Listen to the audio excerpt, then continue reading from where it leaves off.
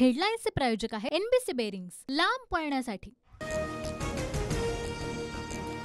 लोकसभा निकालानुसार विधानसभेत महाविकास आघाडीचं सरकार। लोकसभा निकालानुसार 288 पैकी मविया 158 विधानसभा मतदारसंघात आघाडीवर।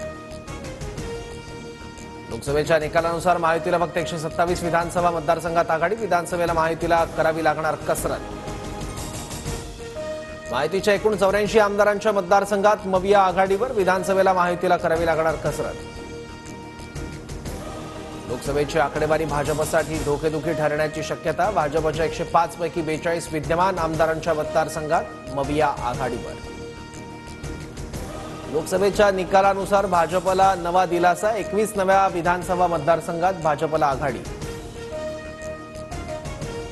लोकसभेचा निकाल शिवसेना शिंदे गटासाठी धोक्याची घंटा। शिंदेंच्या 40 पैकी 17 आमदारांच्या मतदारसंघात महायुती पिछाडीवर।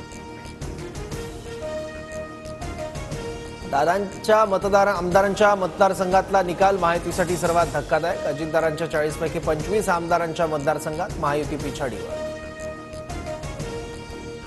अजित पवार गटाकडून पार्थ पवारांना राज्यसभेवर पाठवण्याची जोरदार तयारी। प्रफुल्ल पटेलांच्या रिक्त जागेवर पार्थ पवारांची वर्णी लागणार, सूत्रांची माहिती। राष्ट्रवादीच्या वर्धापन दिनाच्या जाहिरातीत जयंत पाटलांचा सेनापती असा उल्लेख। तर एका नेत्यामुळे नव्हे तर सामान्य कार्यकर्त्यामुळे लोकसभेत यश। वर्धापन दिन मेळाव्यात रोहित पवारांचं वक्तव्य। बीडचे खासदार बजरंग सोनवणेंचा अजित पवारांना फोन। राष्ट्रवादीचे आमदार अमोल मेटकरींची माहिती। आम्हाला बारामतीचा दादा बदलायचा आहे। योगेंद्र पवारांना बारामती विधानसभेची उमेदवारी द्या। गोविंद बागेत पवारांची भेट घेत कार्यकर्त्यांची मागणी।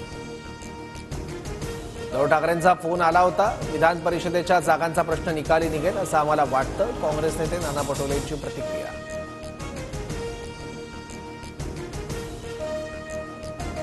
विनोद तावडेंना मोठी जबाबदारी राज्यात मिळणार की देशात? चंद्रकांत पाटलांच्या वक्तव्यानं राजकीय वर्तुळात चर्चांना उधाण।